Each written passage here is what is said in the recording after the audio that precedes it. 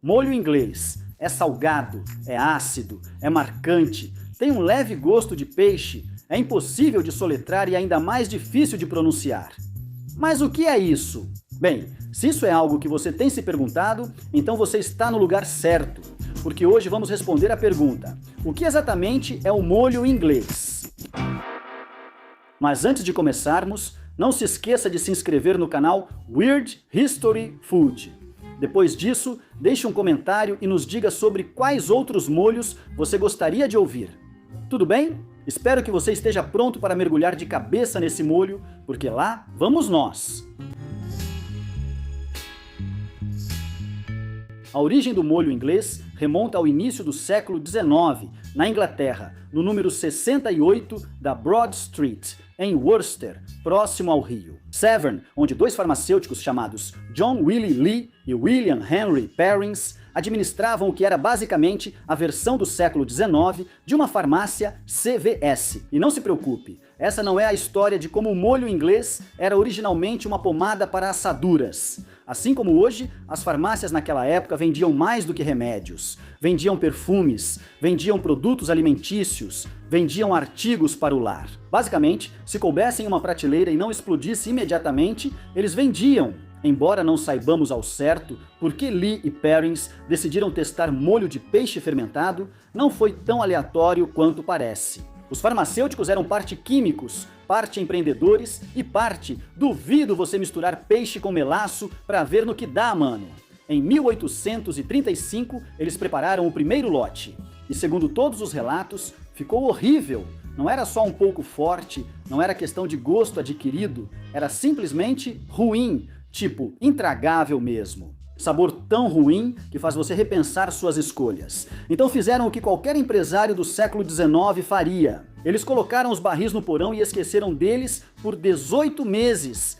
Aí um dia alguém pensou: ei, lembra da poção horrível de peixe com vinagre? Vamos abrir os barris velhos e colocar algo lá dentro. Parece algo que só um universitário bêbado faria por desafio, mas, contra todas as probabilidades, funcionou. De alguma forma, graças à fermentação e ao tempo, o molho se transformou. A agressividade suavizou, os sabores se misturaram, o cheiro forte virou complexidade, o acidente virou alquimia. E sinceramente, quem somos nós para desafiar a alquimia? Né, Swifties? O crossover do século, aquele que ninguém esperava. Um vídeo sobre o molho Worcestershire, de Lee e Perrin e Taylor Swift. Assim nasceu um dos condimentos mais famosos do mundo, graças à preguiça de dois farmacêuticos que não jogaram fora um molho ruim. Apesar de parecer britânico, o molho Worcestershire tem um perfil de sabor com raízes globais. É muito parecido com o garum, condimento de peixe fermentado usado na Grécia Antiga, Roma e Bizâncio. O garum era feito salgando vísceras de peixe e fermentando ao sol, algo que as pessoas faziam para se divertir antes da internet. Era extremamente popular. Para ser justo, era muito fedorento. Já o molho de peixe é essencial nas cozinhas do leste asiático há séculos, do Vietnã à Tailândia e China. Molhos fermentados à base de anchova, por exemplo, proporcionam aquele sabor umami intenso, muito antes da palavra umami existir. Bem, pelo menos muito antes de ser usada para descrever o quinto gosto, o que aconteceu em 1908, caso você esteja se perguntando. Lee e Perrins buscavam recriar o garum ou o molho indiano encontrado por meio das rotas comerciais coloniais, ou um híbrido de molho de soja e peixe inspirado por importações globais? Tenho certeza de que você adoraria ouvir as respostas. Mas ninguém sabe. Isso faz do molho Worcestershire um acidente culinário ou o exemplo mais britânico de vamos colocar isso em tudo. Essa é a parte mais curiosa. Um barril esquecido em um porão de Worcester ligou a Inglaterra vitoriana à Roma antiga, ao sudeste asiático e a cozinhas modernas. O experimento fracassado não só virou algo comestível, mas também ganhou fama internacional, o que impressiona para algo que começou com gosto de arrependimento. Ampliando a visão, o molho Worcestershire deixa de ser apenas uma excentricidade britânica e passa a integrar uma longa tradição humana. Para exemplificar, e se deixássemos o peixe apodrecer de propósito? Fermentação, em 1835, não era moda culinária de hipster, mas questão de sobrevivência. Antes da refrigeração, apenas o sal e o tempo protegiam o jantar da intoxicação alimentar. Civilizações do mundo todo descobriram que fermentar peixe preservava e ainda intensificava seu sabor, tornando outros alimentos mais gostosos. Em Roma, o garum era tão valioso que era vendido em todo o império. Algumas versões eram luxuosas, outras itens baratos do cotidiano. Arqueólogos descobriram fábricas de garum, provavelmente com cheiro de maré baixa. Já os molhos de peixe do sudeste asiático evoluíram de forma independente, mas com lógica semelhante. Peixes pequenos, muito sal, paciência. O resultado? Puro umami. Então, quando Lee e Perrins inventaram acidentalmente o molho Worcestershire, eles não estavam criando algo totalmente novo. Eles estavam, sem saber, entrando para um clube de 2000 anos de pessoas que diziam: isso tem um cheiro assustador, mas o sabor é incrível. Você não adora o fato de que a história está cheia de tantos gênios absolutamente excêntricos? Os primeiros rótulos diziam que o molho de Lee e Perrin seguia a receita de nobres do interior de forma vaga e sofisticada. Depois, a tradição da empresa ficou mais detalhada. Lord Sandys, ex-governador de Bengala, teria provado um molho similar enquanto servia na Índia com a Companhia das Índias Orientais. Ao voltar à Inglaterra, ele pediu a farmacêuticos locais, como Lee e Perrins, que recriassem o molho. É uma boa história, mas não é verdade. Quão falsa é essa história? Houve um Lord Sandys, mas ele nunca foi governador de Bengala e não há registro de que tenha ido à Índia. Então, a história desmorona ao menor escrutínio histórico. O arquivista da empresa, Brian Keogh, confirmou depois que a história de Lord Sandys era basicamente ficção de marketing. Curioso é que uma matéria do New York Times, de 1884, apresentou outra versão dizendo que a esposa de Lord Sandys queria recriar um pó de curry. Lord Sandys pediu para Lee e Perrins criarem esse pó. Eles disseram que sim, e então, em vez de um pó de curry, eles fizeram um molho, por algum motivo. Esse molho era o Worcestershire que conhecemos. Essa versão da história gera mais perguntas do que respostas, como: se ela queria um pó, por que fizeram um molho? Como Lord Sandys conhecia esses farmacêuticos de Worcester, quem era a esposa? Por que ela queria tanto comer pó de curry, mas acabou satisfeita com um molho que nem era de curry, nem continha pó de curry? Seja qual for a verdade, a história do nobre deu ao molho uma aura aristocrática. Afinal, nada vende mais do que dizer que alguém rico já gostou disso. Quando o molho Worcestershire fez sucesso, não foi só fermentação, mas marketing agressivo. Em 1840, um anúncio no Manchester Guardian o descreveu como preparado por nós segundo a receita favorita de um nobre de reconhecido bom gosto, ou seja, bom paladar. Depois continua: possui uma picância peculiar, é aplicável a quase todos os pratos devido à superioridade do seu sabor. A propriedade difusora de seu sabor delicado faz dele o mais econômico, além de ser o mais útil dos molhos. Tradução: uma pessoa sofisticada gostou. Você deve colocar em tudo. Compre imediatamente. Eles também colocaram garrafas nos transatlânticos britânicos para os passageiros experimentarem durante as refeições. Imagine estar no mar em 1845 e descobrir um molho de vinagre fermentado com anchovas pela primeira vez enquanto está levemente enjoado. Não tá assim. Alguém em um desses navios provavelmente levou o molho ao Novo Mundo, já que a referência mais antiga nos Estados Unidos é de 1851. Com isso, a empresa afirma com orgulho que ele é o condimento engarrafado comercialmente mais antigo da América. O molho Worcestershire dominou antes de o ketchup dominar. Claro, se você inventa ouro líquido por acaso, não deixa a receita largada. Ainda mais nos anos 1800, quando imitadores de alimentos transformaram o mundo no velho oeste dos condimentos. Por mais de um século, a fórmula exata do molho Worcestershire foi mantida em segredo de Estado. Em 1845, a empresa passou a usar tampas metálicas patenteadas com nome gravado para evitar falsificações. Nos anos 1870, adicionaram assinaturas aos rótulos. Eles também processavam imitadores com frequência. Em 1879, processaram um distribuidor de Wisconsin que vendia um molho Worcestershire melhorado, mas perderam. O Tribunal Superior decidiu que molho Worcestershire era um termo genérico para um tipo de molho usado em peixes e carnes. Ops! Depois disso, o nome virou genérico e Lee e Perrins perderam a exclusividade do termo. Já pensou criar algo tão icônico que vira nome genérico e depois perder o direito exclusivo? Fique atento, Kleenex, você pode ser o próximo. A decisão de 1879 mudou mais que um processo. Transformou o molho Worcestershire em categoria, não só marca. Com isso, todo mundo aproveitou a brecha.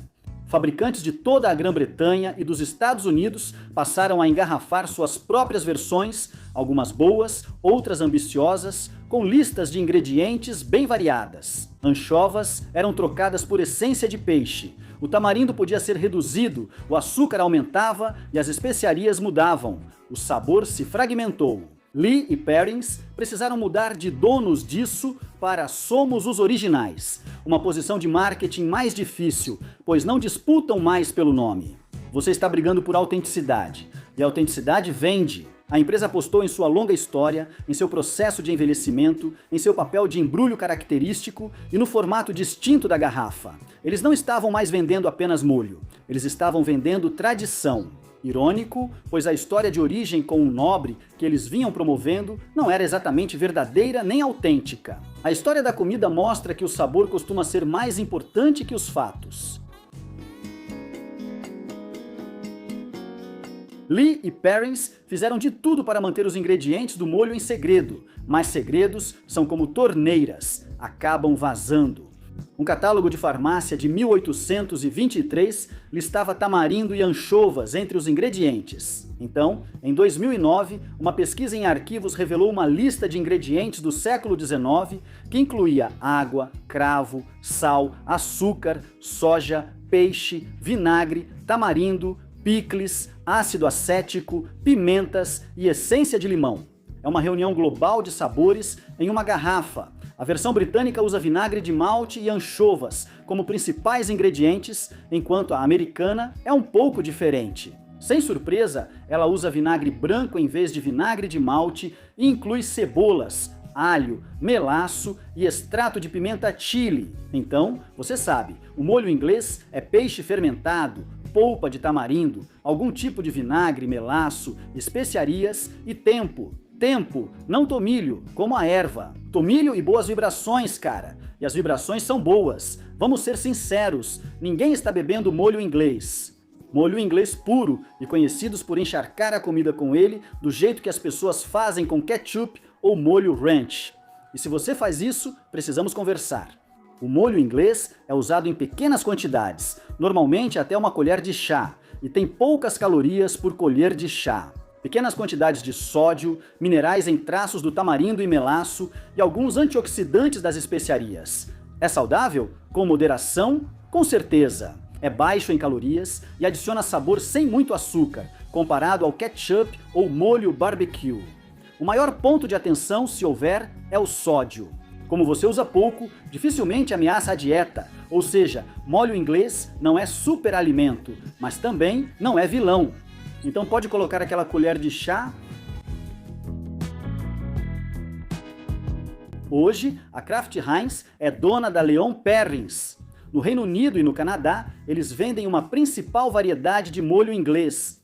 Nos Estados Unidos, há produtos adicionais sob a mesma marca. Oferecem versões com sódio reduzido, molho para bife e marinadas de pimenta do reino e vinagrete, mas não são os únicos. Os principais concorrentes incluem o molho inglês da French's, o molho inglês da Heinz, versões de marcas próprias de molho inglês e variações internacionais como a salsa inglesa na América Latina. As diferenças de sabor geralmente se resumem ao nível de doçura, tipo de vinagre e ao tipo de anchova, se é que há anchovas, já que há muitos molhos ingleses veganos e vegetarianos. E claro, o equilíbrio das especiarias, umas mais doces, outras intensas. Algumas destacam o sabor de soja, outras são bombas de sabor fermentado. E as variações globais provam uma coisa: O sabor marcante do peixe fermentado transcende fronteiras. O molho inglês sobreviveu por quase 200 anos, sobreviveu à Inglaterra vitoriana, sobreviveu a 2 guerras mundiais, sobreviveu à refrigeração, sobreviveu à invenção da supremacia do ketchup e sobreviveu às pessoas desistindo de tentar pronunciar corretamente. Worcester, molho Worcester. Ele influenciou discretamente a culinária moderna. Sem ele, talvez não tivéssemos a profundidade do clássico Bloody Mary, a base salgada do molho Caesar, a melhor maneira de preparar um hambúrguer feito na churrasqueira, o toque de umami e inúmeros outros pratos de carne. É um ingrediente que some na comida, mas, se retirado, faz falta. O molho inglês foi feito para estar ali, e talvez essa seja a mágica. Tudo começou com um erro no porão e virou um mito colonial. Virou um item básico nas despensas do mundo todo, tudo porque alguém esperou 18 meses antes de enfiar os dedos em algo que provavelmente deveria ter jogado fora. A estrutura de sabores do molho inglês também é discretamente revolucionária. Muito antes dos cientistas isolarem os glutamatos e nos darem a palavra umami, esse molho já entregava isso em forma líquida. Hoje, chefes falam sobre camadas de sabor: acidez, sal, doçura, amargor e umami. O molho inglês alcança quase todos de uma vez. O vinagre dá acidez, anchovas trazem sabor intenso, tamarindo adiciona toque frutado e ácido, melaço traz doçura e especiarias completam o conjunto. É como um código de trapaça de sabor, por isso está em muitas receitas com ingrediente secreto. Um pouco no chili aprofunda o sabor. No hambúrguer deixa mais rico. Misture no molho de carne. De repente, todo mundo acha que você treinou em Paris. E como você usa só um pouquinho, raramente domina o sabor. Ele desaparece no fundo, como um assistente de palco culinário puxando cordas atrás da cortina. Você não sente o gosto do molho inglês, mas você sente: nossa, que delícia! O que, sem dúvida, é o maior elogio que um condimento pode receber. Então, o que exatamente é o molho inglês? São anchovas fermentadas e tamarindo. É puro gênio do marketing vitoriano. É uma história de origem falsa de um nobre. É o comércio global em forma líquida. É um lembrete de que o tempo conserta alguns desastres culinários. Mostra que o melhor sabor às vezes surge de acidentes, se você os esquecer por um tempo. Da próxima vez que colocar um pouco no chili ou regar um hambúrguer, lembre-se, você faz parte de um experimento farmacêutico do século XIX que saiu do controle. E sinceramente, isso é delicioso. E você, o que acha? E se você usa molho inglês, pra que usa? Conte pra gente nos comentários abaixo. Confira também outros vídeos do Weird History Food.